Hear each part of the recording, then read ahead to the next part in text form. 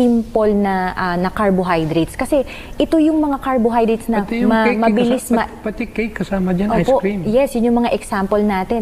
Pero meron ako, Dok, na nabasa na about sa ito, yung ating refined sugars. Yun nga yung meron yung cake natin, yung candies natin.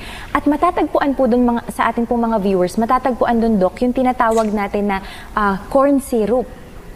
Na talagang pag nabasa talaga natin doon ay magugulat tayo yung high fructose corn syrup na makikita natin sa mga ketchup, ano pa yon, yung iba't ibang mga klase ng mga produkto na mga processed kumbaga. So kailangan sa atin pong mga viewers ay tignan po natin yung content, yung mga ingredients at tutukan niyo po kasi pag-uusapan po natin kung paano tayo makakapagbasa or malalaman natin yung mga food labels na kailangan nating intindihin bago natin bilhin sa grocery o sa mga tindahan.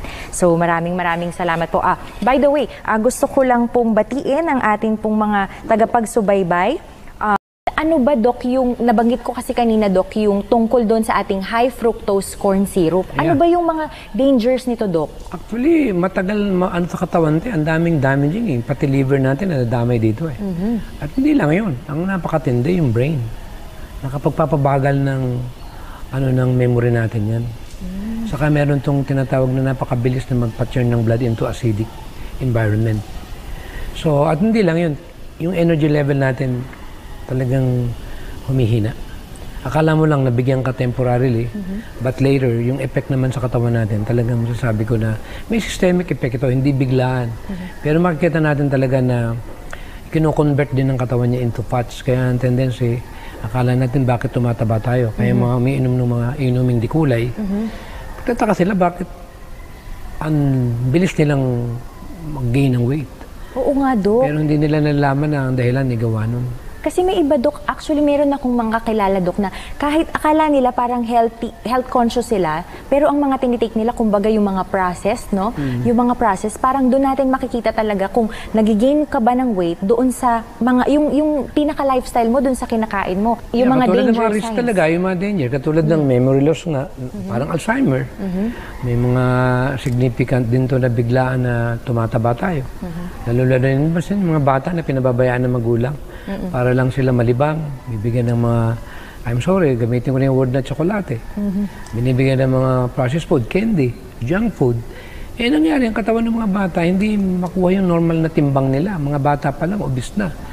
At hindi lang yun, pwede silang makadevelop ng obese, I'm sorry, yung type 2 diabetes. Na, hindi mo pansin ngayon, hindi na pinapansin ng edad ngayon. Wala nang edad ngayon. Totoo, Dok. Kasi merong 20 years old, may type 2 na. At saka, Dok, yung bata pa lang, yung tinatawag nating juvenile diabetes, di ba? So, mga bata pa lang. At ito, ang matindi nito, nakukonvert ito sa bad cholesterol. At hindi lang yun, ay yung pagtaas din ng blood pressure. Mabilis makatanda, nagpapabagsak na immune system, cause din ng coronary disease, may addiction, depression, hypertension, lahat yun mo na. Kaya pag nagkakain ka na ganyan, parang nagkakaroon ka ng ganung uri ng mga negative manifestations, not only yung tinatawag na bagay na iniisip nila, stress nila, but in reality, pag kumain ka pa nun, ang tendency, lalo mong pinabibigat yung problema ng ating katawan. Kaya talaga itong simple nito, hindi naman sa dinadown ko yung mga tinda-tinda dyan sa tabi-tabi, pero talagang itong high fructose syrup na ito, katulad ng binanggit mo, buti sana ako yung corn na pinanggalingan nun, baka GMO pa.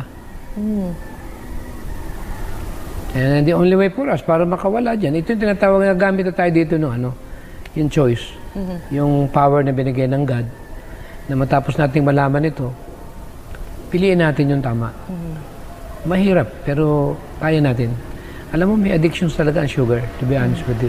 Once na nahukad dyan, hindi ganun kadaling umalis dyan. Pero once naman na na-cleanse ka, o kaya naman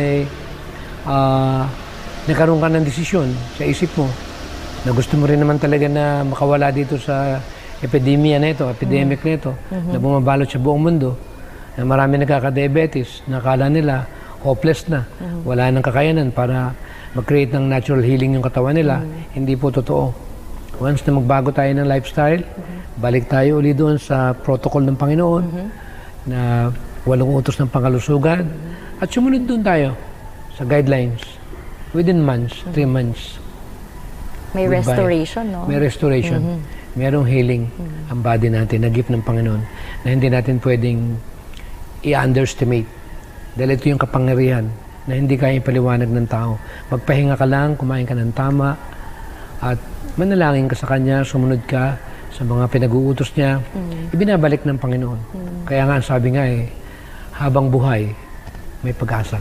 Amen.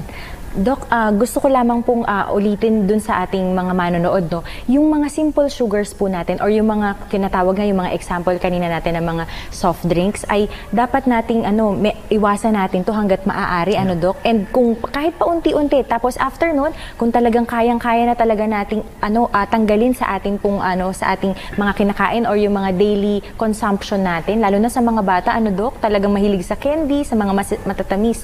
So, meron tayong tinatawag na natural na simple sugar or simple carbohydrate, which is yung ating mga prutas, di ba, Doc? Prutas. So, kailangan natin yun, especially kung tayo nanghihina, yung hindi pa nakasaing si Mrs., di ba, mga ganyan. Kung may fruits, yun muna po ang kainin natin para magkaroon tayo ng instant energy, kumbaga.